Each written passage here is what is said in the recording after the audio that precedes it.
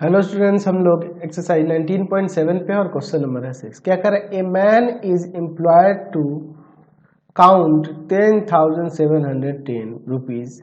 He counts at the rate of 180 rupees per minute for half an hour. After this he count at the rate of 3 rupees less every minute then the preceding minute. यानी कि आगे चल के 30 minute में वो थोड़ा थक जाएगा ना, तो वो अब 3 रुपीज काउंट कर रहा है every minute less than the preceding minute. अच्छा, मतलब कि पिछले मिनट से वो क्या कर रहा है? 3 रुपीज लेस काउंट कर रहा है एवरी मिनट में।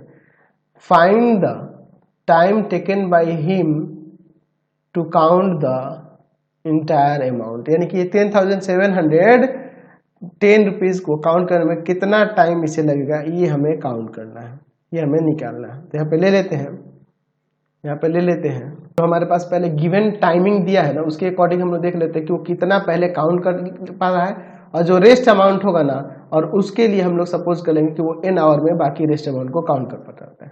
ठीक है। अच्छा, यहाँ पे यहाँ दिया है हमारे पास, क्या दिया है कि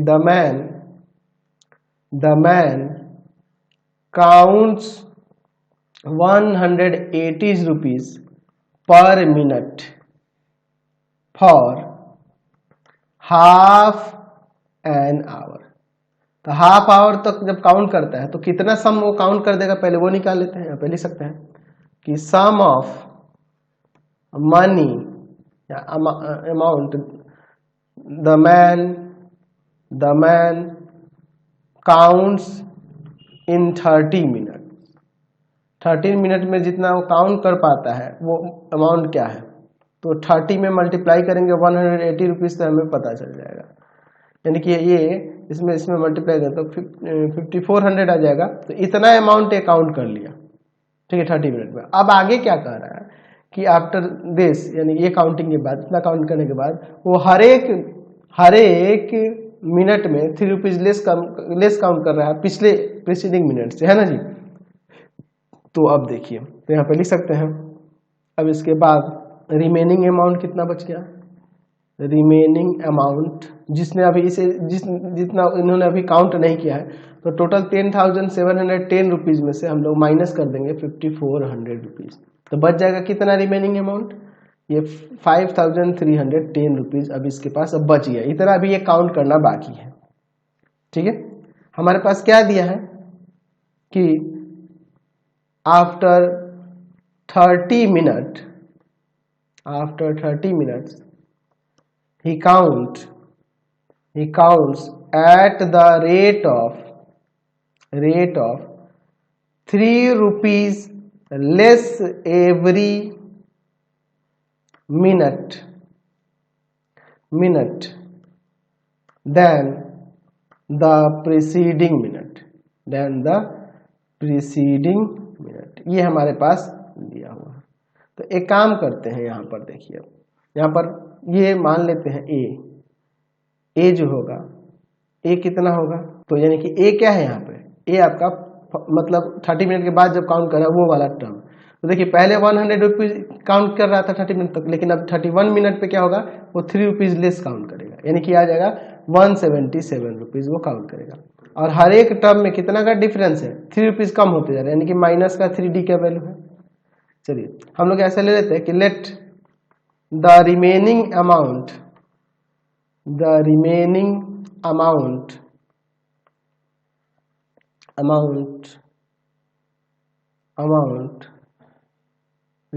कितना था? 5,310 rupees be counted by the man in n minutes. तो ये मान लेते हैं कि n मिनट्स में बाकी अमाउंट को काउंट कर देगा, बचे हुए अमाउंट को। ठीक है। तो यानी कि वो SN सपोज कर लेंगे 5,310 रुपीज को। SN के लिए फॉर्मूला जानते ही हैं, क्या होता है? n/2 2a प्लस का n-1 इंटू में d इक्वल टू में यहाँ पे 5,310 रुपीज। ठीक है, कोई दिक्कत नहीं है। यहाँ पे हम लोग n का वैल्यू निकालने वाले हैं। चलिए देखिए n के लिए क्या करते हैं, n/2, 2a के जगह पे कितना आ जाएगा आपका, यहाँ पर आ जाएगा 177, ठीक है ना जी। अच्छा, और फिर उसके बाद प्लस में n-1 और d की जगह पे कितना आ जाएगा, तो माइनस का 3 इक्वल टू में 5310। चलिए अब देखते हैं यहाँ पर n/2 अंदर कितना आ जाएगा, यहाँ पर n/2 यहाँ पे कितना आ जाएगा जी, तो यहाँ पर आ जाएगा आपका 7 2 14 का 4 1 7 2 14 और 15 1 और 2 1 3 आ जाएगा 354 माइनस का 3n और यहाँ प्लस का 3 इक्वल टू में 5310। अब देखिए यहाँ पे क्या होगा, n/2 माइनस का 3n और यहाँ पर हो जाएगा प्लस का 357, ठीक है जी, और इक्वल टू में आ जाएगा 5310।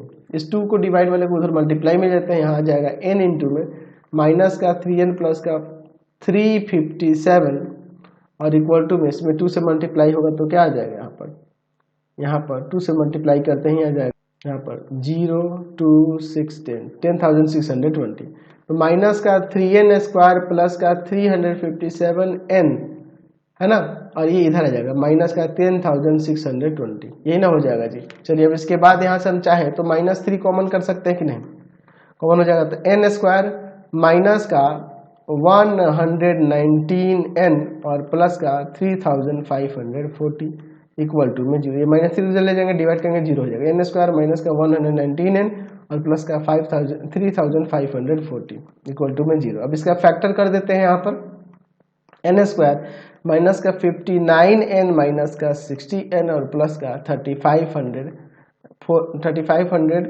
Equal to 0। तो यहाँ से n कॉमन करेंगे, n माइनस का 59 बच जाएगा और यहाँ पे 60 कॉमन करेंगे, n माइनस का 59 बच जाएगा, दोनों ब्रैकेट में सेम है, कॉमन कर लेते हैं n माइनस का 59, यहाँ बच जाएगा n और माइनस का 60 इक्वल टू में 0। अब इसके बाद इसे अलग अलग करके वैल्यू निकालते हैं, तो यहाँ पे हम लोग क्या कर सकते हैं जी, n माइनस 59 इक्वल टू 0 और n माइनस 60 इक्वल टू में 0, तो n के जगह पे 59 और n के जगह पे यहाँ पे 60 हो जाएगा, ठीक है ना जी। लिख सकते हैं, यहाँ पे लिख सकते हैं कि 10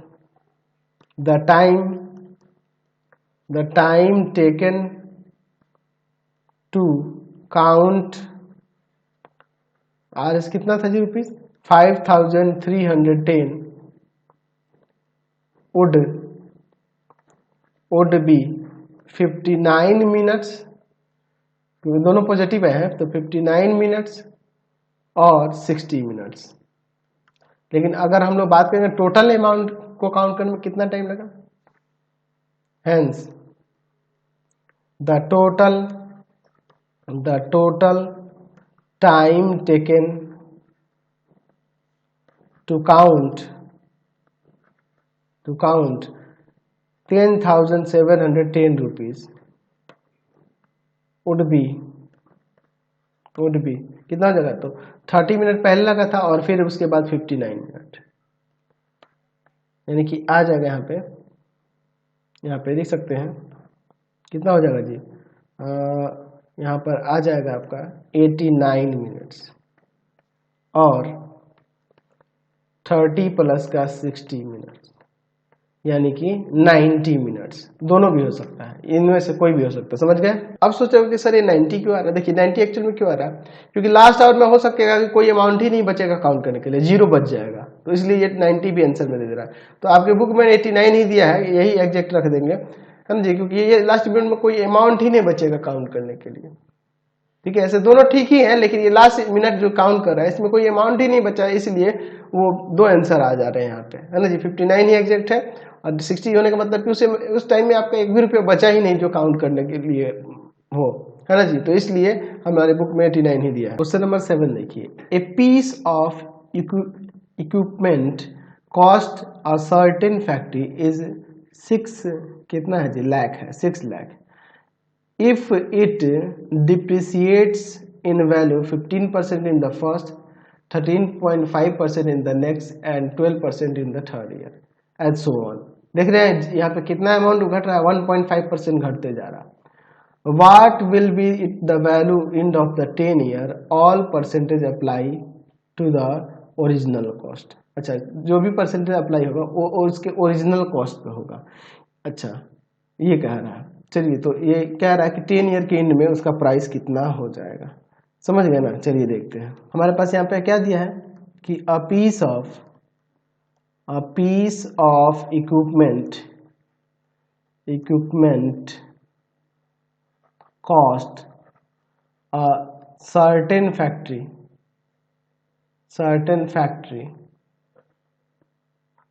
बी कितना जी 6 लाख है, 6 लाख रुपीज। ठीक है, कह रहा है कि इट डिप्रिसिएट्स 15%, फिर उसके बाद 13.5%, फिर आपका 12% है ना जी। ठीक है, ये किस में, तो in first, second and third years as so on. ठीक है, यानी कि इसी तरह से और आगे भी फोर्थ ईयर में 1.5% और कम हो जाएगा, 10.5 हो जाएगा, इसी तरह से आपका घटते जाएगा। ठीक है, अच्छा, therefore the price of the equipment is depreciating in an AP। ये AP में डिप्रिसिएट कर रहा है, यानी कि हमें यहाँ से AP मिल जाएगी क्या, पहले 15, फिर 13.5, फिर 12, इस तरह से। ठीक है, अप टू 10 टर्म्स तक, है ना जी, 10 टर्म्स तक। तो 10 टर्म्स तक जाने पे हम लोग ये देख लेते हैं कि 10 टर्म्स तक जाने में कितना डिप्रिसिएट हो रहा है उसका कॉस्ट। ठीक है ना जी, 10 टर्म्स तक जाने में। तो यहाँ पे फर्स्ट ईयर में 15, कॉमन डिफरेंस डी कितना हो जाएगा, तो 13.5 और माइनस का 15, यानी कि माइनस का 1.5, माइनस का यहाँ 1.5, इतना डिप्रिसिएट हुआ, है ना जी। चलिए, और यहाँ पर n का वैल्यू दिया ही है 10, तो ऐसे निकालते हैं पहले कि कितना डिप्रिसिएट हुआ, है ना। तो ऐसे इक्वल टू में होता है n/2 इंटू में 2a प्लस का n-1 इंटू में d। यहाँ पे हम लोग क्या लिख देते हैं, है ना, यहाँ पे लिख देते हैं कि यहाँ पे लिख सकते हैं कि total percentage of depreciation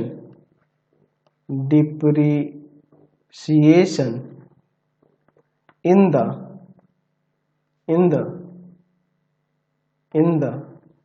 10 years में क्या होगा। तो चलिए इसके लिए क्या करेंगे, तो a से 10 हो जाएगा, यहाँ पे 10/2, 2a का वैल्यू यहाँ पर कितना हो जाएगा 15, और प्लस का n की जगह पे आ जाएगा 10 और -1, और d की जगह पे माइनस का 1.5, ये आपका तो 5 हो जाएगा। तो 5 अंदर हो जाएगा 30, ठीक है ना जी, 30 हो जाएगा, यहाँ पे 9 और इंटू में माइनस का 1.5। चलिए अब इसके बाद देखते हैं क्या होता है। 5 अंदर है 30 और माइनस का यहाँ पर कितना आ जाएगा 13.5, ठीक है ना जी। चलिए अब इसे सॉल्व कर देते हैं। 5 और इंटू में यहाँ पर कितना आ जाएगा आपका, ये आ जाएगा 16.5। अब इसमें से मल्टीप्लाई करेंगे तो आ जाएगा 82.5।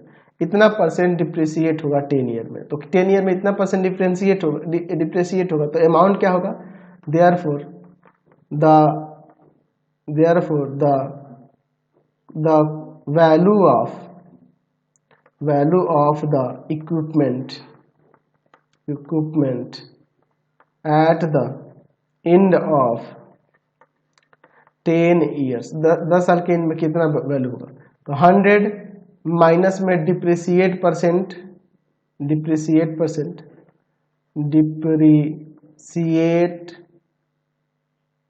परसेंट और बाई में 100 और इनटू में आपका कॉस्ट जो है, कॉस्ट प्राइस ऑफ इक्विपमेंट।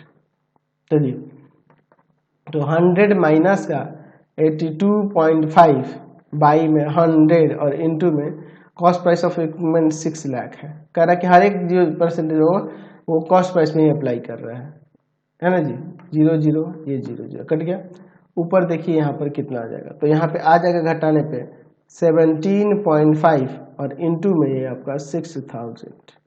ठीक है, कोई दिक्कत नहीं है। तो इसमें आप मल्टीप्लाई कर देते हैं तो कितना आ जाएगा यहाँ पर 1,05,000 इसका डिफ्रेंशिएट कर जाएगा।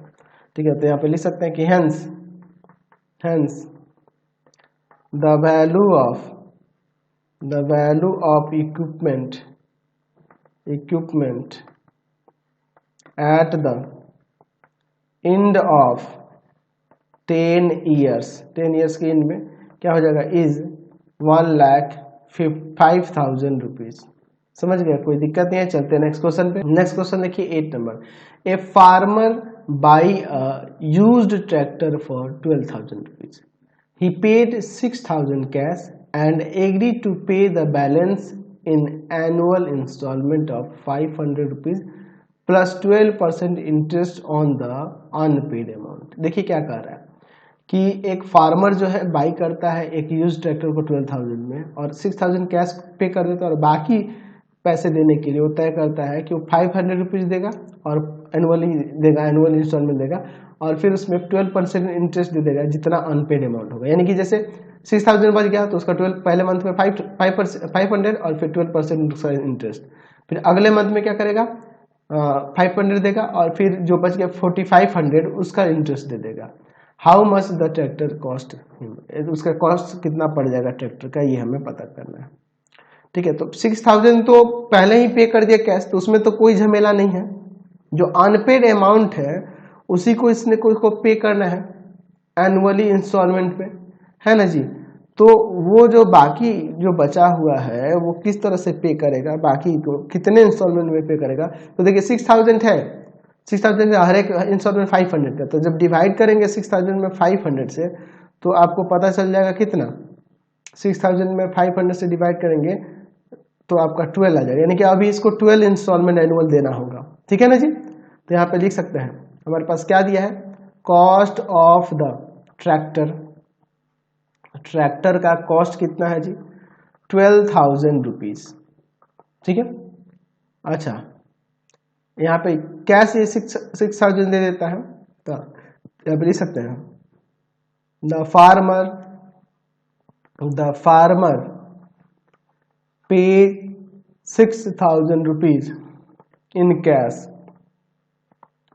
तो अनपेड अमाउंट कितना होगा, अनपेड अमाउंट या रिमेनिंग अमाउंट, अनपेड अमाउंट कितना आ जाएगा, तो 12,000 में से ये 6,000 सब्ट्रैक्ट कर लेंगे, यानी कि 6,000 रुपीज और यहाँ हमें पे करना है और उसको इंस्टॉलमेंट में पे कर रहा है। तो जो 6,000 जो है पे कर रहा है तो वो कितना 12% इंटरेस्ट देना है और उसको 500 रुपीज पर उसमें एनुअली पे करना है कि 500 देगा और उसके बाद जो उसका इंटरेस्ट होगा रेस्ट अमाउंट का अनपेड अमाउंट का उसको पे करेगा। तो अब एक काम कर सकते हैं, यहाँ पे लिख सकते हैं पहले नंबर ऑफ इंस्टॉलमेंट पता कर लेते हैं। नंबर ऑफ इंस्टॉलमेंट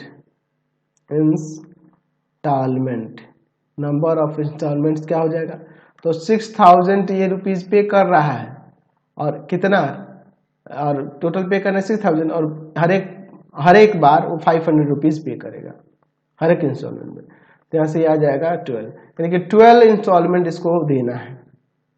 ठीक है, अब देखिए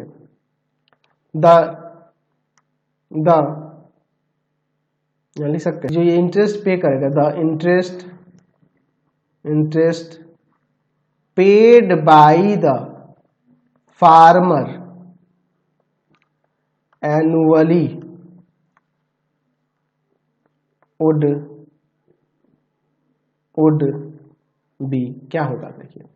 देखिए पहली बात समझ लीजिए, ये 6,000 तो इसको देना है लेकिन ये 12 इंस्टॉलमेंट दे रहा है इंटरेस्ट अलग से। ये 6,000 तो इसको 500 करके देना ही है लेकिन उस पर 12% इंटरेस्ट देना होगा अनपेड अमाउंट का। तो क्या होगा समझ लीजिए, क्या होगा एनुअली उसका इंटरेस्ट थोड़ा देख लेते हैं। तो पहले बार जब देगा 500 तो उसके साथ साथ वो 12% किसका देगा, 12% ऑफ जो रेस्ट अमाउंट है 6,000 उसका। फिर अगली बार जब देना होगा उसको तो 12% देगा किसका, of the rest amount of कितना बच गया, जब 500 दे दिया होगा फर्स्ट इंस्टॉलमेंट में तो कितना बच जाएगा उसके पास अब 5,500 रुपीज। फिर अगली बार 12% देगा किसका, ऑफ ₹5,000 का, है ना, बचे हुए रेस्ट अमाउंट का। इसी तरह से ये पे करते जाएगा। ऐसे कितने इंस्टॉलमेंट करेंगे, 12 इंस्टॉलमेंट टोटल करेंगे, 12 टर्म्स तक यहाँ पे। तो देखिए पहली बार इसको सॉल्व करते हैं, 12/100 और इंटू में 6,000 रुपीज, प्लस में 12/100 इंटू में 5,500 रुपीज, फिर 12/100 और इंटू में 5,000 रुपीज। ये जो पे करना है ऊपर जो 6,000 अनपेड अमाउंट वो तो अलग है, ये इंटरेस्ट है अलग 12 टाइम्स या 12 टर्म्स तक, ठीक है ना जी। चलिए अब इसके बाद 1010 यहाँ पे कितना हो जाएगा, 720 आ जाएगा, 720 रुपीज। इसमें से मल्टीपल 12 में 55 से, तो ये आपका आ जाएगा 660 रुपीज। फिर यहाँ पे देखिए 1010 600 रुपीज। तो ये जो दिख रहा है एपी में दिख रहा है ना जी, तो इस तरह से ये 12 टर्म्स तक इसको पे करना होगा। तो कितना इंटरेस्ट होगा ये पहले पता कर लेते हैं। तो इस एपी में अगर फर्स्ट हम बात करें तो 720 कर लेते हैं, डिफरेंस की बात करें तो 660 रुपीज और माइनस का 720 रुपीज, यहाँ पे आ जाएगा माइनस का 60, डी -60 हो जाएगा। और नंबर ऑफ टर्म्स कितने होंगे, 12, क्योंकि 12 टर्म्स तक जाना है इसमें। चलिए तो इसका सम निकाल के देखते हैं, टोटल सम क्या होता है। n/2 ब्रैकेट में 2a प्लस का n-1 इंटू में d। अच्छा तो अब क्या हो जाएगा यहाँ पर 12/2, 2a की जगह पे 720, ठीक है, और फिर प्लस में 12 माइनस का 1 और d की जगह पे यहाँ पे कितना है, यहाँ पे माइनस का 60 है। चलिए अब इसके बाद हम लोग देखते हैं, ये आपका आ जाएगा 6 ब्रैकेट में क्या हो जाएगा यहाँ पे 1440 प्लस का 11 इंटू में माइनस का 60, यही ना है जी। चलिए अब आगे इसे सॉल्व करते हैं, देखिए क्या हो जाएगा 6 इंटू में 1440 और माइनस का यहाँ पर 660, इसको सब्ट्रैक्ट कर देते हैं। तो 6 इंटू में यहाँ पर कितना हो जाएगा, यहाँ सब्ट्रैक्ट करेंगे तो 0, 14 में से 6 जाएगा आपका आ जाएगा 8, यहाँ पे 3 हो गया, 13 में से 6 जाएगा, 13 में से 6 जाएगा आपका 7, और इसमें से मल्टीप्लाई कर देते हैं तो कितना आ जाएगा यहाँ पर 4,680 रुपीज, इतना अभी बाकी है पे करने का। तो यानी कि टोटल अमाउंट पेड जो होगा फार्मर के द्वारा, तो पहले 6,000 जो कैश दिया है वो है ना, और फिर उसके बाद 6,000 जो देना है वो, यानी कि टोटल 12,000 और प्लस में ये इंटरेस्ट है ना। देयरफॉर द अमाउंट या टोटल अमाउंट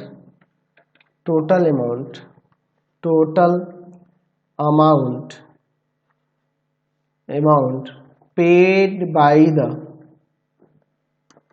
फार्मर कितना होगा, तो 12,000 तो वो देगा ही, और प्लस में 4,680 रुपीज उस पर इंटरेस्ट दे देगा, और इन दोनों को ऐड कर देंगे तो आ जाएगा 16,680 रुपीज उसको टोटल पे करना होगा। कितना महंगा ट्रैक्टर पड़ गया जी। तो आज की क्लास में इतना ही, नेक्स्ट वीडियो में आगे देखेंगे। आपको हमारे 3 चैनलों को सब्सक्राइब करना होगा। पहला है पाथ फाइंडर क्लासेस छपरा, दूसरा है आपके पास भारती भवन रविकांत सर, और तीसरा चैनल है रविकांत सर आरडी